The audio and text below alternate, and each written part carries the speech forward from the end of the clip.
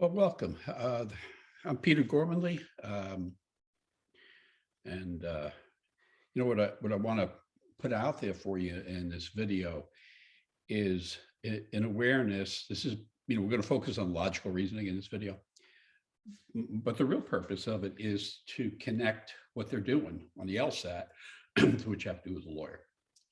And you can get very creative in the way you prepare for the LSAT. So I would be careful, but I think I would throw out all the books you have. Get Law Hub and learn to think for yourself. And there's a method to this test. So preparation is creative. I've been a lawyer since 1987. It's a very creative occupation. And so if I were where you were and I were preparing for this exam and I had Law Hub,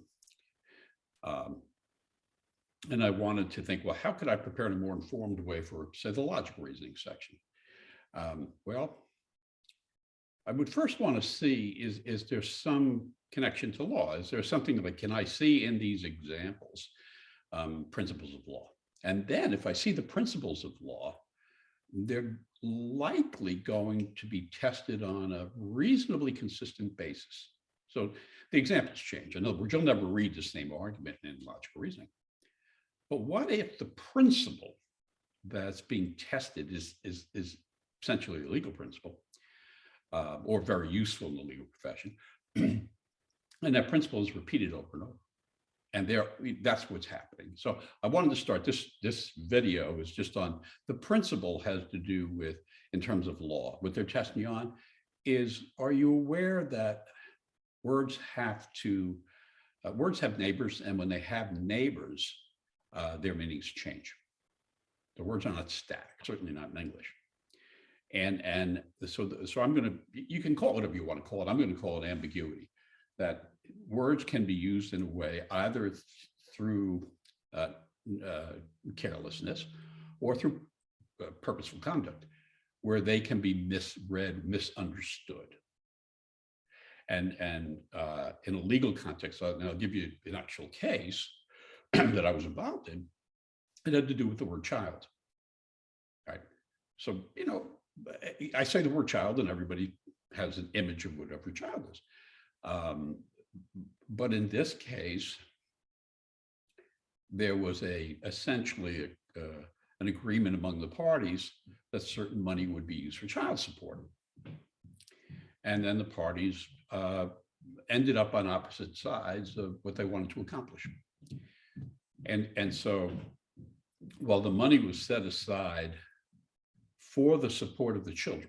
Now, for the support of children, that language is not identical to the language child support. But for the support of the children, that language appeared under a provision which said child support. And then the question becomes, okay, well, one party wants to use the word child to mean a minor. You see, child support would only apply to minors. So you'd have to read for the support of the children in the context of their minors. But the other party wanted to read for the support of the children, meaning, well, when do you stop being children? My children are still my children, but they're long past minority status. Maybe they are now both at or above 30. So one party wanted one interpretation of the word children. Another party wanted a separate interpretation of the word children, and that's law. And that's what you're going to embark on. So you would want to have an awareness of that as an attorney. And if the LSAT were testing you on that, it would make sense, wouldn't it? So very briefly, I want to give a couple of examples of where they're doing this. And think about in your preparation, imagine bringing concepts together. The concept of, I'm going to call it ambiguity, but you can call it whatever you want. But the concept is one party is receiving a word in a way either not intended by the other party or purposely intended by the other party to be misinterpreted. And so for the purposes of this exercise, you're going to need Law Hub.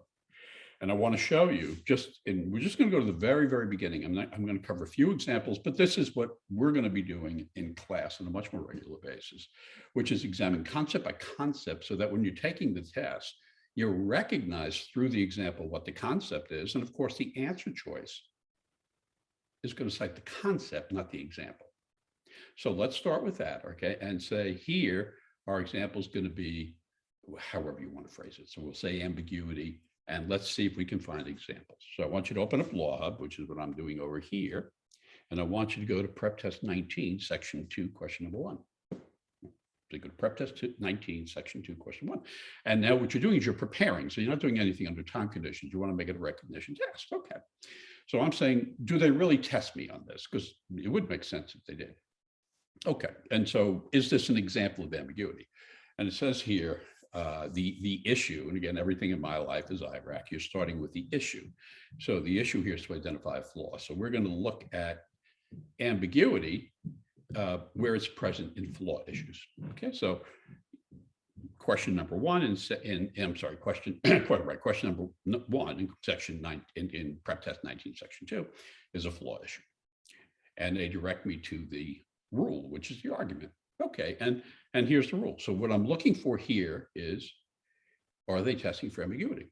And it says here, this is a director of a company or a management consultants propose that we reassign staff so that all the employees are doing both what they like to do and what they do well. I got that.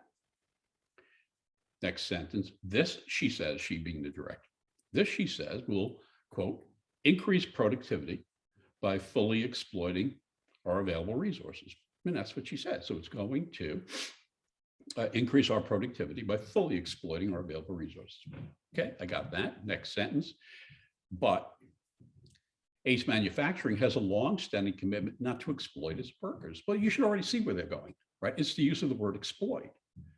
And so when you hear, but Ace Manufacturing has a long-standing commitment not to exploit its workers, I kind of think they're receiving the word exploit in different ways. And then the conclusion is therefore implementing her recommendations would cause us to violate our own policy. Well, you should read that and say the two parties are using the word exploit in a different way. And the answer there is going to be, it fails to distinguish two distinct senses of a key term. The key term is exploit. But you could anticipate, this is about the pause. This whole test is about the pause. That you identify the issue, which is a question, which is identify flaw. You read the rule, which is the argument. And as you read the rule, you're applying the issue. And when you're done with that, you're saying, do I recognize the principle they're testing? And that pause takes place before you ever look at an answer choice. And then I look at A, and that's the answer, and I'm picking A, and I'm done. That's one example. Again, in Law Hub, and I'm just going to go over here and open up. This is Prep Test 22. So you go to Prep Test 22.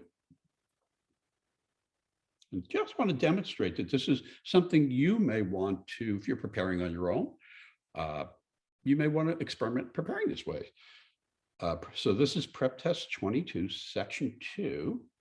And we're going to look here at question number 12 and see, do we see a similar principle? And the principle is, are they going to ambiguity here?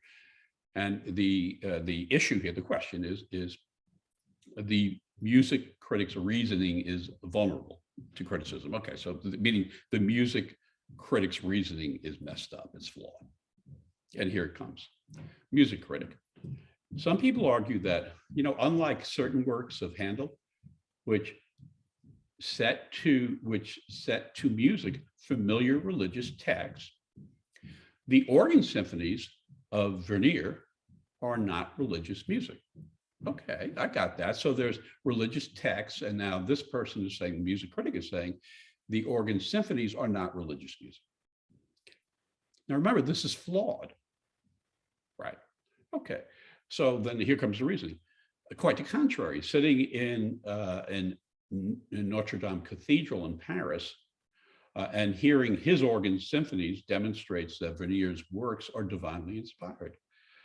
Well, then you should be looking at it saying, well, no, wait a minute. They can be divinely inspired That's not a problem here. The problem here is the use of the word religious, that you start off by saying that Handel set music to religious texts. Okay, so those are the words I'm reading from the scriptures.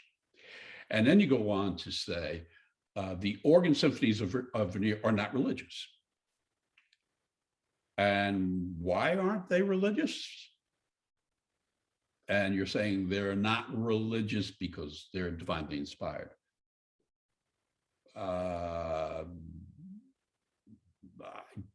It seems to me that that could be religious.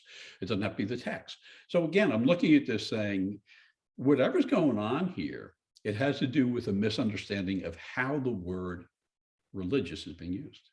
And the answer to, so you would have that, that's again, that's the pause. You read the issue, you read the argument, you stop. You say, I don't exactly know where they're going, but it sure seems like one party is saying, the only way something could be religious is through the text. And that doesn't follow.